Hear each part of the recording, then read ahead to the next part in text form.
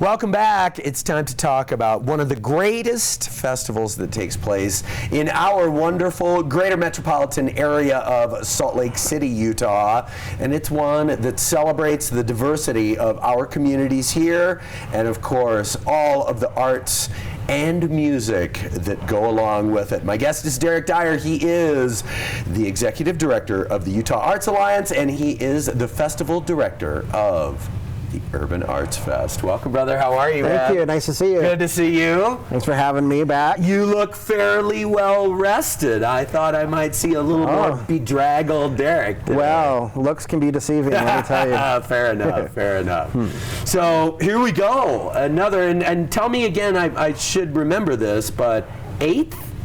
This is our 6th. 6th. Yeah. I don't know. I just wanted to put that across the top of the 6 and make it 8, but 6. How about that? How does it feel? How are you feeling as the new edition approaches? I'm really excited. This year has just blown up beyond all measure. Last year was amazing, and with the enormous turnout that we had, we finished last year with a lot of energy and a lot of ideas of what we wanted to see happen this year, and most of them have so far worked out pretty well. And so we're really excited to present the festival this year. People, there's a lot of buzz going on with it, and it's almost like this year we kind of looked at it and said, you know, this is a fresh start for us. We're adding another day. We moved to a new location at the Gallivan Center this year. We've rebooted our branding and our logo. Just everything's fresh and new, and the energy and excitement is just off the hook. It's amazing. It's really exciting. And talk a little bit about how you do that to end a festival like you did last year and come out with that kind, right? Because things happen, and there are always challenges in putting on a festival. I imagine it had to be pretty exciting to be leaving the festival and not be saying, man, I'm so glad it's over, we made it through, but rather, I can't wait for next year again already. Yeah. So for several years now, we plan this festival year-round. We have at least monthly meetings with our committee. We have an awesome committee of about 10 people that meet monthly. But yeah, at the end of last year, we just left with such a high that we met right away, and we're like, normally we go through what went right, what went wrong, what we can improve on, and the list was mostly what went right and new ideas, for the next year. And so we've just been flying on that energy all year, and you can really see it through everything that we're doing, from our marketing to the grants and the contributions and the sponsorships that we've received have probably tripled from last year. Our attendance doubled last year, so we had about 40,000 people that came through the festival last year, which is about double of the year before. So when we were experiencing that, we kind of had to take a step back and say, wow, this is we must be doing something right, and people are really responding to what we're offering. It's a really unique offering, I feel, for any event, really anywhere, but especially in Utah. And people are really responding to it, and I think that's what's helped us grow and be so popular. And talk a little bit about, and I was going to use the word niche, but I don't want to use that word, because to me, and like many of us, I know that you've lived in other areas of the country. To me, the Urban Arts Fest is an incredibly meaningful thing for Utah.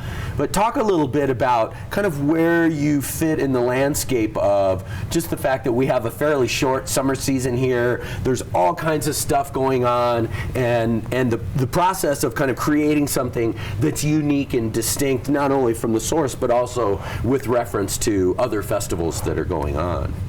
Yeah, so recently, just yesterday, the City Weekly came out with the best of arts in Utah, and we were awarded the best fest for the rest, which reminds me of the Festivus for the rest of us. Yes.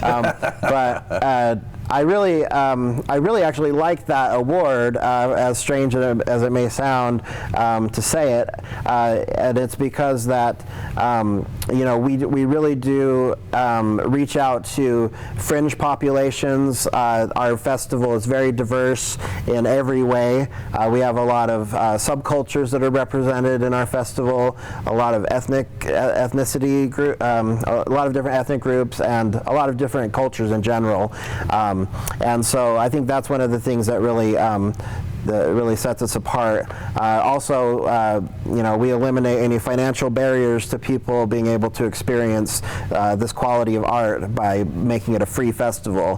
For a lot of people, this might be their first experience of seeing a lot of this type of art, and by eliminating those barriers, we're able to possibly change their lives and help set them on a better life, having experienced the arts and maybe inspiring them to be able to express themselves through art and things like that. So the festival, I feel, is very important to the community, and it's very unique. It's a very unique thing that we're offering to our community here. No question. Hey, let's take a break, come back and talk about music. All right. Urban Arts Fest, quick break, more with Derek Dyer after this. Please stay tuned. Welcome back. We are chatting with Festival Director Derek Dyer from the Urban Arts Fest, going to be taking place this weekend at the Gallivan Center, and it's time to talk about one of the centerpieces of this great event, and that's music. Yes, absolutely. It's exciting. Yes. Oh man, we have a lineup this year that is crazy. Starting with, I guess we'll start at the top. Right, I was just going to say. Hip-hop legend and one of the founding fathers of hip-hop, Grandmaster Flash. Huge. That's so cool. Yeah, I can't believe it's almost here, so I'm really excited. When we kind of sat back and thought about bringing in a headliner this year, I kind of went through my list of who would be interesting. Part of that was who hasn't been to Salt Lake in a long time, or who haven't we seen for a long time. And so I reached out to a lot of different people, but Grandmaster Flash was one of the first ones. And honestly, I just kind of laughed when I thought about it. I was like, oh, Grandmaster Flash, that would be really cool, How awesome would that and be? I was just like, I wonder what it would take, And so I contacted them. Really great to work with. It just so happened that they had mentioned that he was working on this new Netflix series, The Get Down, and his agent had mentioned that was going to come out right before our festival, and that his prices were probably going to go up after that. So he was like, "It's good timing for you." So we're really lucky to have him coming, and I don't know if you've seen the Get Down yet or not, but it's a really neat show. It's on Netflix. It's one of the most there was just an article out recently that it's one of the most popular and successful series they've had so far. It was also the most expensive to make.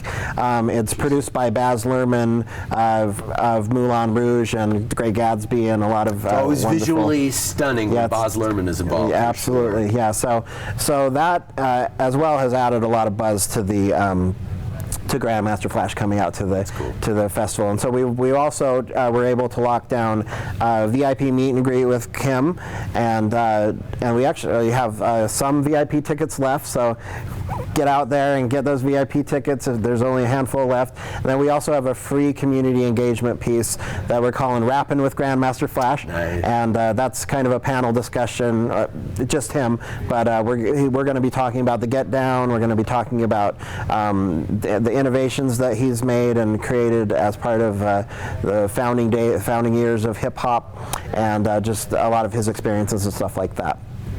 Beyond Grandmaster Flash, we have just a lineup that's unreal. Some of the best local talent around. We have about 50 acts or something, so I don't think I can go into everybody. We do have Jay Ross, who's one of our kind of headliners. He's closing out the day on Sunday.